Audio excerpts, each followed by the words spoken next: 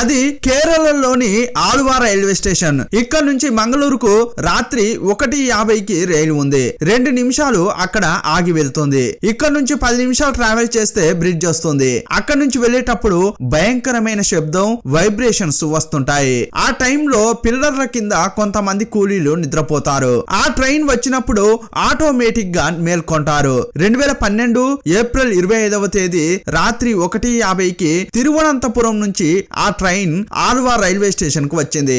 ఆ తర్వాత అక్కడి నుంచి బయలుదేరింది. ఎప్పట్లాగే 10 నిమిషాల తర్వాత బ్రిడ్జి వద్దకు వచ్చింది. ఆ బ్రిడ్జిని దాటే క్రమంలో ట్రైన్ నుంచి ఏదో కింద పడింది. రామయ్య అనే ఒక వ్యక్తి కింద పడుతున్న వస్తువును చూశాడు. మొదట అది ఒక మనిషిలా కనిపించింది. ఉదయం చూసుకుందాంలే అని అతడు పడుకున్నాడు.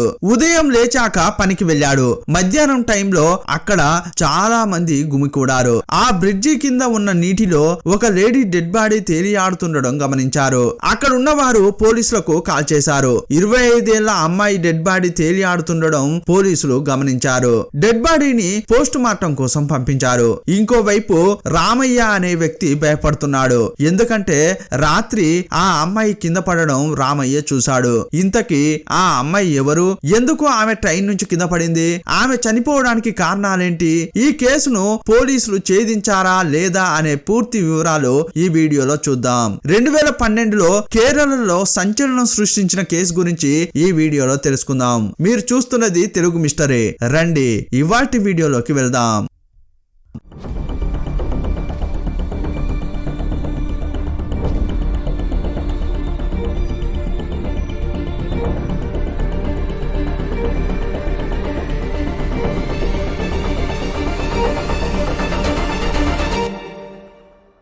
రంగంలోకి దిగిన పోలీసులు లోకల్ గా ఉన్న వారిని విచారించారు. ఈ క్రమంలో రామయ్యను కూడా ఈ డెడ్ బాడీ గురించి అడిగారు. ఆ సమయంలో అతడు చూసిన విషయం చెప్పాడు. ఆ టైంలో ఏసీ కోచ్ నుంచి ఎవరో కింద పడినట్లు అనిపించిందని, వస్తువులు పారేసి ఉంటారని గమనించలేదని చెప్పుకొచ్చాడు.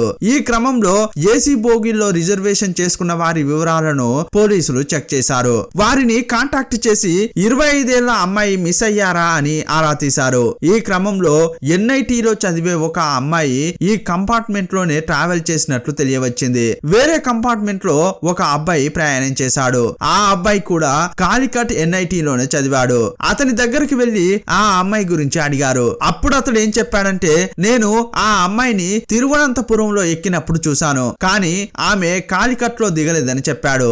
ఆమెను కాలేజీలో చూసా కానీ ఆమె పేరు ఊరు ఏమీ తెలియదని చెప్పుకొచ్చాడు. ఈ క్రమంలోనే ఆ అమ్మాయి ఫోటో తీసుకుని పోలీసులు మీడియాకు చెప్పారు. గోపీనాథ్, రాధాకృష్ణ నాయర్ అనే ఇద్దరు వచ్చి ఆ డెడ్ బాడీని చూశారు. ఈ అమ్మాయి తమ బావమరిది కూతురు అయిన కుమారి ఇందు అని వారు చెప్పారు. ఈమెకు పెళ్లి ఫిక్స్ అయిందని, శుభలేఖలు కూడా పంచామని వారు చెప్పుకొచ్చారు. అటాప్సీ రిపోర్టు వచ్చిన తర్వాత డెడ్ బాడీని కుటుంబ సభ్యులకు అప్పగించారు. ఈ పెళ్లి ఆమెకు ఇష్టం లేదని, అందువల్ల ట్రైన్ నుంచి దూకి ఆత్మహత్య చేసుకుందని పోలీసులు కేసును క్లోజ్ చేశారు. తమ కూతురు చనిపోవడం చూసి ఆమె తల్లిదండ్రులు తట్టుకోలేకపోయారు.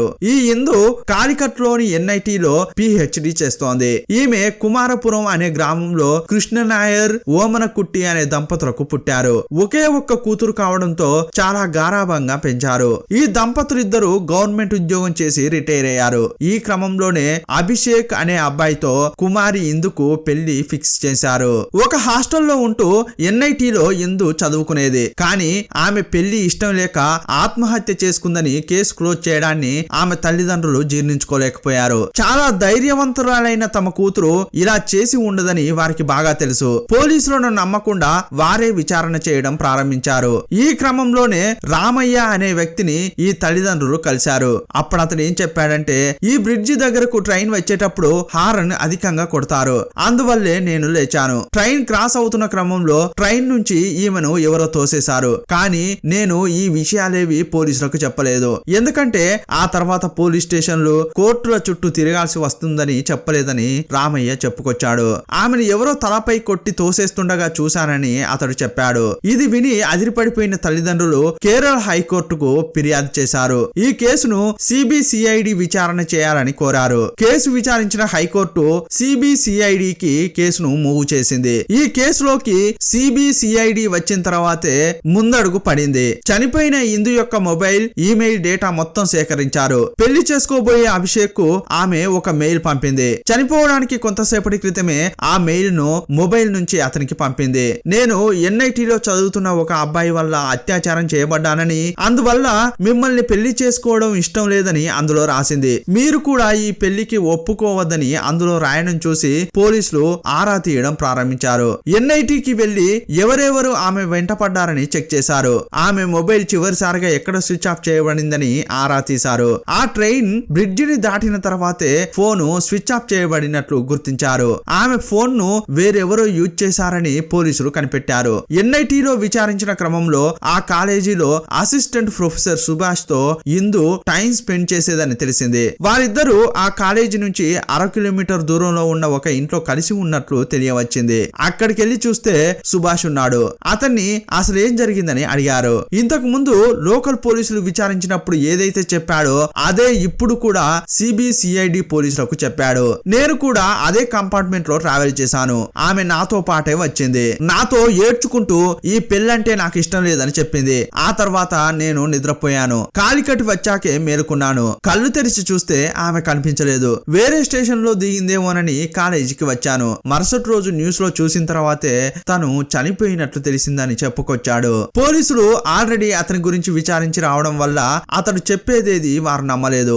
ఆ రూమ్ ను వెతికినప్పుడు పొడవైన జుట్టు కనిపించింది. అది చనిపోయిన కుమారి ఇందుదే అని తేలింది. చుట్టుపక్కల విచారించినప్పుడు వీరిద్దరూ చాలా రోజులు ఈ ఇంట్లోనే ఉన్నారని చెప్పారు. సుభాష్ ను అరెస్ట్ చేసి వారి స్టైల్లో విచారించారు. ట్రైన్ టికెట్ ను సుభాష్ ఎలా బుక్ చేశాడని వెతికారు. తిరువనంతపురంలోని ఒక ట్రావెల్ ఏజెన్సీ ద్వారా అతడు బుక్ చేశాడు. కానీ వేరే పేరు మీద టికెట్ తీశాడు. అంతేకాదు ఢిల్లీకి 2 ఫ్లైట్ టికెట్లు, ఢిల్లీ నుంచి సిక్కిం కు వెళ్ళడానికి 2 రైల్ టికెట్లు బుక్ చేశాడు. ఇదంతా పోలీసులు కనిపెట్టారు. వీటన్నింటిపై పోలీసులు పక్కాగా విచారించారు. ఇక దాయడం కుదరదని అన్ని వాస్తవాలు అతడు చెప్పుకొచ్చాడు. 2009లో కాలికట్ ఎన్ఐటీలో ఇందు చేరింది.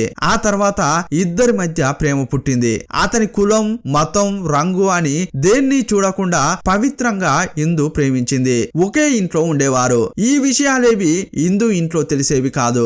ఒక రోజు అతన్ని తన ఇంటికి తీసుకెళ్లింది. వీరి మధ్య వయసు వ్యత్యాసం చాలా ఉందని, అందువల్ల వారి మధ్య ప్రేమ పుట్టే ఛాన్సే లేదని తల్లిదండ్రులు వీరిని ఇంట్లో ఉండనిచ్చారు. ఇందు పేరెంట్స్ సుభాష్ తో చాలా ప్రేమగా నడుచుకున్నారు. ఇలాంటి టైంలో వీరిద్దరి మధ్య ప్రేమ సీక్రెట్ గా సాగేది. ఈ క్రమంలోనే ఇందుకు భయం ఏర్పడింది. వీరి ప్రేమను ఇంట్లో ఒప్పుకుంటారా అని సందేహపడేది. చివరి వరకు ఈ ప్రేమ విషయం ఇంట్లో చెప్పలేదు. అందువల్ల అభిషేక్ అనే అతడితో ఇందుకు పెద్దలు పెళ్లి ఫిక్స్ చేశారు. తల్లిదండ్రులను ఎదిరించి మాట్లాడే ధైర్యం లేక పెళ్లికి ఒప్పుకుంది. సుభాష్ కులం గురించి చెప్తే ఎట్టి పరిస్థితుల్లో ఇంట్లో ఒప్పుకోరన్న భయంతో ఇంట్లో చెప్పలేదు. తనకు పెళ్లి ఫిక్స్ అయిన విషయం కూడా సుభాష్ కు చెప్పలేదు. తనకు పెళ్లి జరగబోతుందన్న విషయాన్ని 4 నెలల పాటు దాచింది. సెలవులు రావడంతో ఇందు ఇంటికి వెళ్ళింది. ఇలాంటి టైంలోనే తమకు ఎప్పుడు పెళ్లి అవుతుందా అని సుభాష్ కలలు గనేవాడు. ఈ క్రమంలోనే ఆమెకు సర్ప్రైజ్ గా ఉండాలని ప్లాన్ చేశాడు. తిరువనంతపురం నుంచి కాలికట్ వచ్చి